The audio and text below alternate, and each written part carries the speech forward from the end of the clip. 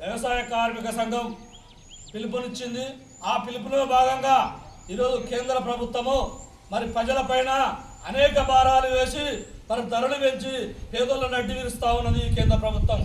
అదేవిధంగా మహాత్మా గాంధీ జాతీయ ఉపాధి హామీ పథకాన్ని రద్దు చేసి ఆ పథకం కింద స్కీమ్ పేరు మీద శ్రీరామ్జీ బిల్లును తీసుకురావడం కోసం అధ్యస్తుంది.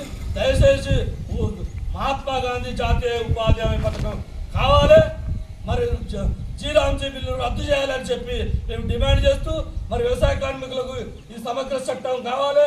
మరి అందరికి కూడా పింఛను, వృద్ధాప్య పింఛన్లు ఇవ్వాలి. మరి కరువు పడిపోయిన వాళ్ళందరికీ కూడా ప్రమాదవశాత్తు మరణిస్తే 10 లక్షల ఎక్స్‌గ్రేష ఇవ్వాలని డిమాండ్ చేస్తాను. అదేవిధంగా నీడ సౌకర్యం, గడ్డపారలు పనిచేసే వాళ్లకు రోజుకు 200 రోజులు, సంవత్సరానికి 200 రోజులు పని కల్పించాలి. రోజుకు 600 రూపాయలు వేతనం ఇవ్వాలి.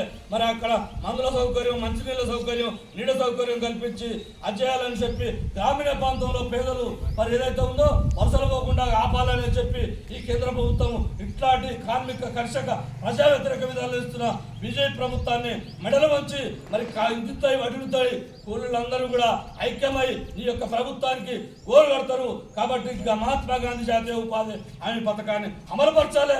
మరి శ్రీరామ్జీ బిల్లుని వెంటనే రద్దు చేయాలని కోరుతూ ఇప్పుడు గ్రామ పంచాయతీ 9 గ్రామ పంచాయతీ సెక్రటరీలకు ఇక్కడ వినతి పత్రం ఇవ్వడం అనేది జరుగుతుంది.